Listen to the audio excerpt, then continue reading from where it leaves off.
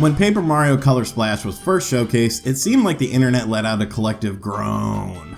Quickly, the game received lots of hate comments and thumbs down on YouTube, with people thinking the game resembled the uber disappointing Paper Mario Sticker Star that was released on the 3DS.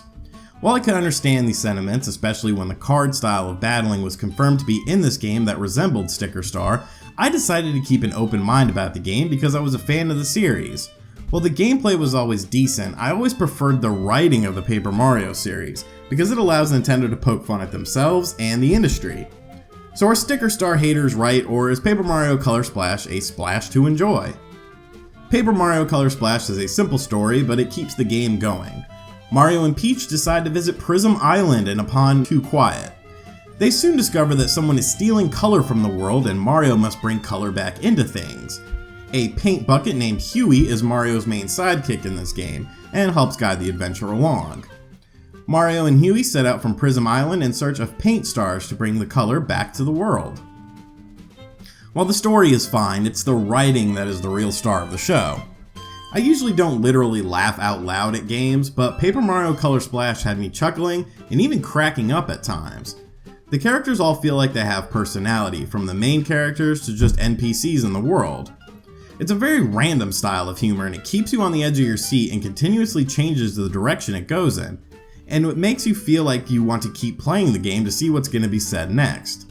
With references to the gaming industry, pop culture, and even Nintendo themselves, Paper Mario Color Splash is some of the best dialogue in a game that I've encountered. Of course, none of this matters if the gameplay is lacking, and that's probably the weakest area of Paper Mario Color Splash. This all stems from the battle system, which, while not terrible, just feels a bit flat and clunky. Battles are completed by using cards. You choose a card that you want for a desired effect, such as a hammer for a hammer attack, a mushroom for health, or so on and so forth. Then on the gamepad you decide whether or not to paint the card. Painting the card gives it a stronger or gives it a higher effect. After painting, you throw the cards at the screen by sliding your finger up on the gamepad. You could change this to be done with all buttons, which is fine, but it still makes the battles feel a bit too slow. Simple enemy battles that should be quick just feel a bit dragged on by the way combat is handled. Another issue I had with Paper Mario Color Splash was with the fact that it was a bit too easy.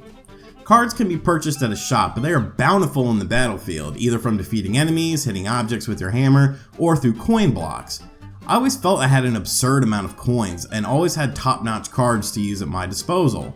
There is a challenge present, it just should have been a tad bit stronger. The game also doesn't allow for any level grinding of any sort, instead giving Mario more strength and HP upon defeating bosses in the game. While not a huge deal, it kind of kills incentive to battle random enemies, and I found myself trying to avoid them most of the time instead of taking them head on. Also, in completely stark contrast to this, there is the occasional element that will one-hit kill you, which, while doesn't happen too often, feels very out of place. One aspect of gameplay where Color Splash gets things right is the ability to paint things. Each level has a percentage meter indicating how much of the area needs to be painted, which you do by swinging the hammer equipped with paint. A simple press of the Y button will bring color to colorless objects, which in turn will give you battle cards, coins, and more. You do have a limited amount of paint, but hitting objects in the world or defeating enemies will refill your paint gauges. Also, you collect smaller hammers that, when a certain number are gathered, will increase your overall paint capacity. Splashing paint all around the world would be a boring experience if the game didn't look good, but Paper Mario Color Splash excels in the visual and audio department. What at first looks like a simplistic art style becomes one of the sharpest looking Wii U titles by adding paint and color to areas in need. Every color and environment looks sharp and clean with a great attention to detail. The game also throws in some real world objects, such as a fire extinguisher that must be used at a certain time in the game, which creates a special attack in battle with a real world style background that really contrasts the rest of the game.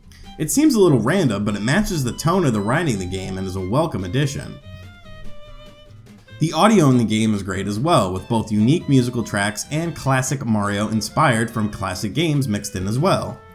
The original compositions are all well done and catchy, and the sound effects also use a mixture of classic Mario sounds and original ones for the game.